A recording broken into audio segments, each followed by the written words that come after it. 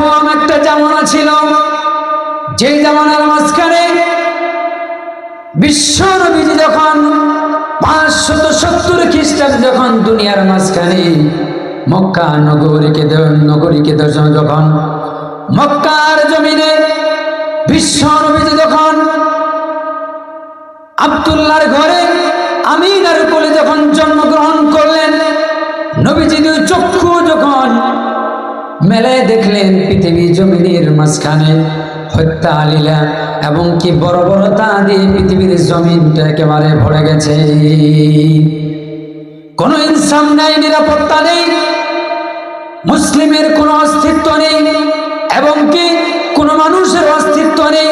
মানুষ মানুষকে চিনতে পারতো না, মানুষ মানুষকে তার কোনো একটা ইউনিটি ছিল না এবং এরকম জঘন্য একটা পরিবেশ ছিল। সেই সময় মানুষ মানুষের মাঝখানে পরিচয় দিত না। যদি মেয়ে সন্তান যদি জন্মগ্রহণ করত, ফাহুয়া কাজিন, তাদের চক্ষু এবং তাদের চেহারাগুলো কালো হয়ে যেত। তারা সমাজের মাঝখানে তারা পরিচয় দিত না এবং কি তারা সমাজের মাঝখানে মুখ দেখাতো না। এরকম একটা নিষ্পেষিত নির্যাতিত সময় ছিল। বিশ্ব নবীজি যখন এরকম সময়ে যখন ভূমিষ্ঠ হলেন, জন্মগ্রহণ করলেন, আল্লাহর নবীজি এত সুন্দর একটা বার্তা দিল, একটা মেসেজ দিয়ে দিল যে আল্লাহর নবী বললেন পৃথিবীর জমিনে সকলকে ইনসাফ পাওয়া জরুরি।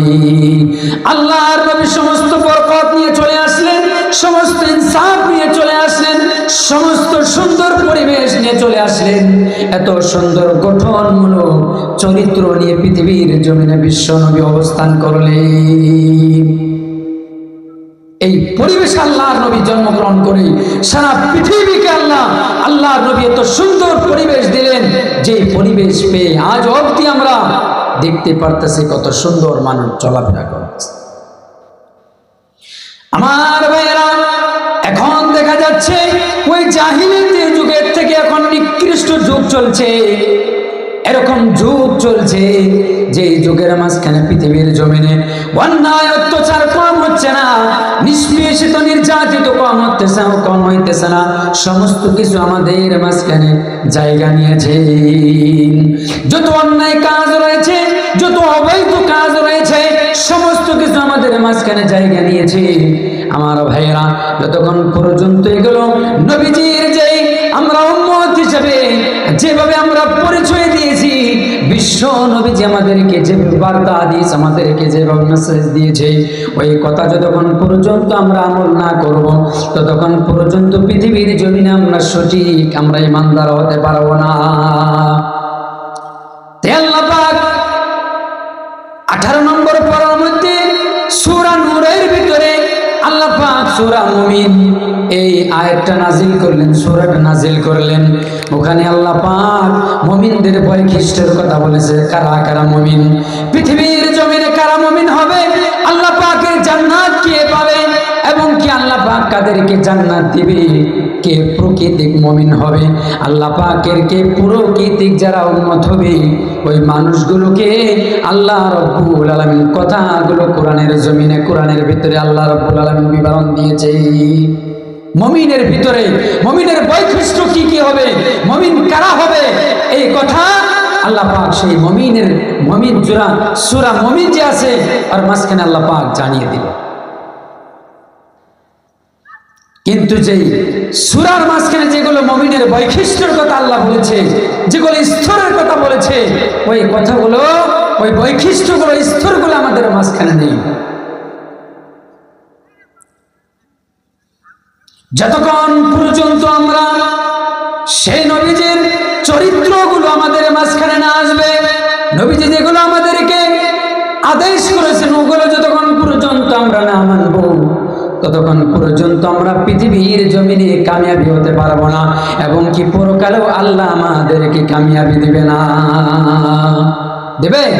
নবীজির কথা যদি অমান্য করি তাহলে ইহকাল পরকাল আমরা কোনো শান্তির জায়গা পাবো? কোনোদিন পাবো না।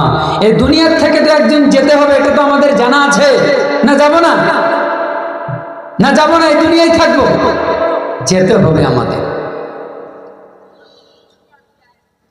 আমার মনে হচ্ছে ওখানে অনেক মানুষ দাঁড়িয়ে আছে, ঘোরাফেরা করছে। ভাই অনুরোধ করছি একটু আসেন, অল্প সময় আলোচনা করব, তারপরে আমার বক্তব্যকে আমি শেষ করব।